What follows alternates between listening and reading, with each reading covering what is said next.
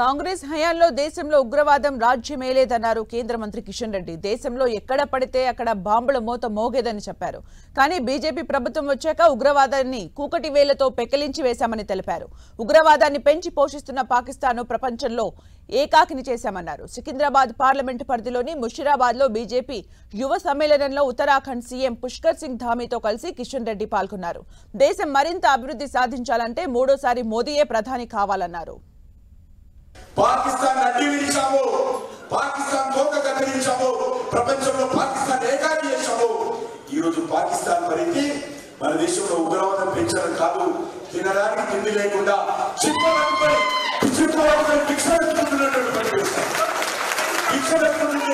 నరేంద్ర మోడీ గారి నాయకత్వంలో ఈ రోజు పాకిస్తాన్ పరిస్థితులు అర్థం చేస్తుంది. మన దేశంలో ఉగ్రవాదం పెంచేది పోయింది, తినడానికి తిండి లేని పరిస్థితి వచ్చింది. ప్రపంచంలో ఏకాకి దేశము, ఉగ్రవాద దేశంగా ఏ దేశం నుంచి కూడా ఏ రకమైనటువంటి సహాయం లేకుండా నరేంద్ర మోడీ గారి నాయకత్వంలో సమర్థవంతంగా ఈరోజు ముందుకెళ్తాను. అందుకే నేను ఎక్కువసేపు మాట్లాడాను, అనేక విషయాలు మాట్లాడు.